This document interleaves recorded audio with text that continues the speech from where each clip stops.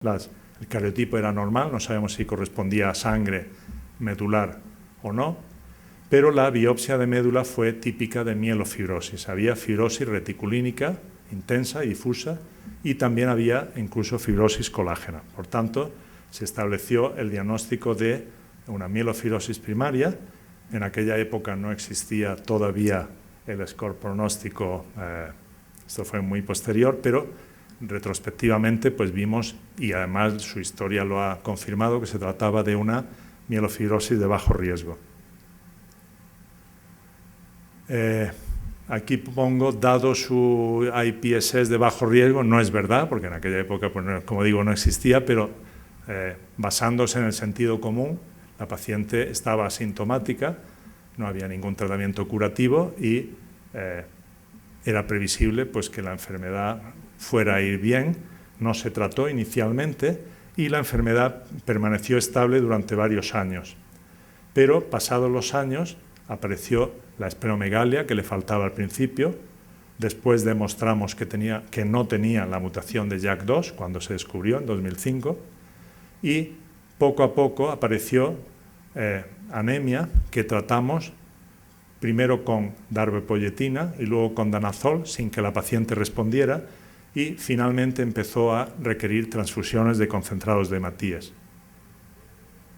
Pasa el tiempo, la paciente ya tiene 70 años, aquí ya han pasado 20 años y ha desarrollado una esplenomegalia masiva también, aunque no lo he puesto aquí, pero había sintomatología constitucional, perdía peso, sudaba mucho por la noche, seguía requiriendo transfusiones y tenía una leucocitosis moderada todavía, con un 2% de blastos, y por todo ello pues la paciente se había convertido en una mielofibrosis de alto riesgo. En aquel momento disponíamos solo de hidroxiurea, empezamos a dárselo, la paciente respondió muy mal y fue cuando pudo ser incluida en el estudio COMFORT-2, porque se ponía en marcha en aquella época. Como saben, ahora explicaré, pues comparaba el nuevo fármaco que ahora llamamos ruxolitinib con la mejor terapéutica disponible, que en el caso de esta paciente hubiera sido hidroxiurea, puesto que no teníamos ninguna otra. Bueno, la paciente tuvo la suerte de que le correspondió el brazo de ruxolitinib y de manera espectacular, porque fue la primera paciente que traté con este fármaco, la sintomatología constitucional desapareció en muy pocos días, 2 o 3 días. El bazo se redujo de manera muy rápida. Esta reducción se ha mantenido, hay que decir, aquí está un poco simplificado, pero hay que decir que ha habido oscilaciones en relación sobre todo con la disminución de dosis por plaquetopenia, pero la paciente ha mantenido la reducción del bazo, ganó peso muy rápidamente y lo que no ha mejorado ha sido la anemia. La paciente sigue requiriendo transfusión de concentrados de hematíes. Bien, ya he comentado antes que las 3 grandes manifestaciones de la mielofibrosis son la anemia, la esplenomegalia sintomática y la sintomatología constitucional. Y luego hay toda una pléyade de pequeñas complicaciones menos frecuentes, sangrado, infección, trombosis, dolor óseo, hemopoiesis extramedular, prurito, pero básicamente cuando diseñamos o nos planteamos el tratamiento de estos pacientes nos basamos en estos 3 grandes síntomas: anemia, esplenomegalia sintomática, sintomatología constitucional. Según las recomendaciones de la European Leukemia Net, que la European Leukemia Net recomienda para todo, porque antes hemos visto las de leucemia mieloide crónica, pero también incluso hay para mielodisplasia, leucemia aguda, y en general tengo que decir que son bastante útiles.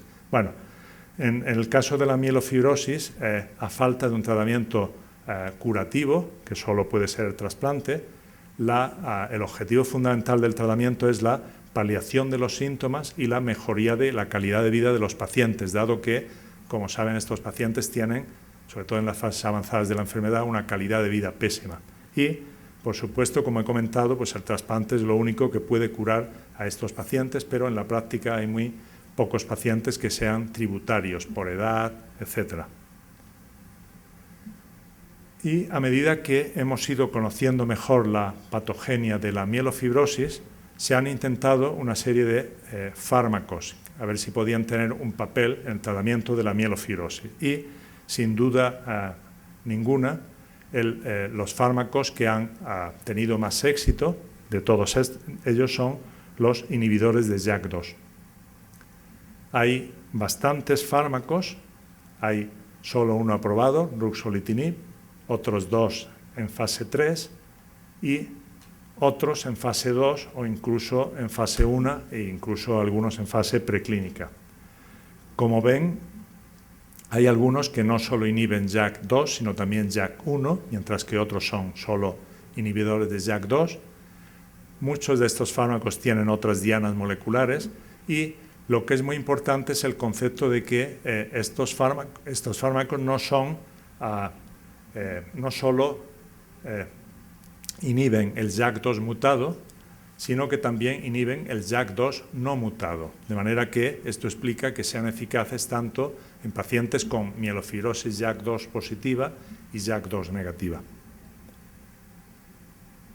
Ruxolitinib, como digo, es el único fármaco que está aprobado, el único fármaco inhibidor de JAK2. De hecho, es el único fármaco aprobado para el tratamiento de la mielofibrosis, aunque demos muchos más, o durante años hemos dado muchos más. Y en el estudio en fase 1-2 se vio que era muy eficaz para reducir el bazo, también para controlar la sintomatología constitucional, un poquito menos para el control de la leucocitosis.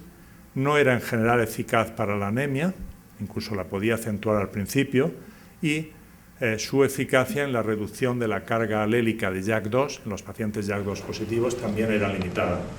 Pero estos resultados favorables en cuanto al control del bazo y de los síntomas sirvieron como base para la puesta en marcha de los 2 estudios en fase 3 llamados COMFORT 1 y COMFORT 2. COMFORT 1 randomizaba a los pacientes entre ruxolitinib y placebo, y COMFORT 2 entre ruxolitinib y mejor terapéutica disponible. Y los 2 estudios se hacían en pacientes con mielofibrosis avanzada, mielofibrosis de alto riesgo o de riesgo intermedio 2.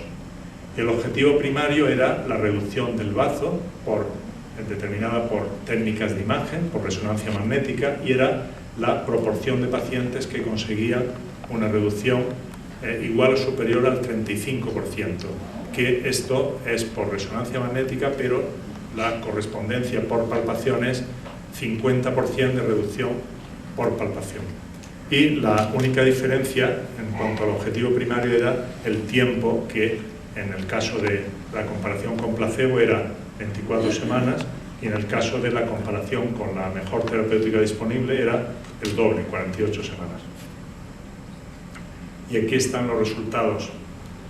Vemos cómo en el estudio COMFORT 1, ruxolitinib fue de largo superior, como también era de esperar, al placebo en cuanto a la reducción del bazo, pero también lo fue en el estudio COMFORT 2 comparando con mejor terapéutica disponible. Es decir, hubo una proporción muy elevada de pacientes que obtuvieron este grado de reducción del bazo, que tengo que decir que es un grado muy ambicioso, muy exigente, porque es reducir el bazo a la mitad por palpación como mínimo. Aquí se ve la dinámica, bueno, más que la dinámica, el porcentaje de pacientes con el grado de disminución del bazo. En verde es ruxolitinib, en azul es el placebo, y como vemos cuando los pacientes del brazo de placebo hacen el crossover, el entrecruzamiento, vemos cómo empiezan entonces a disminuir su bazo. Quizá de manera no tan intensa como los que empezaron directamente con ruxolitinib, probablemente porque ya había pasado tiempo y los pacientes tenían una enfermedad todavía más avanzada.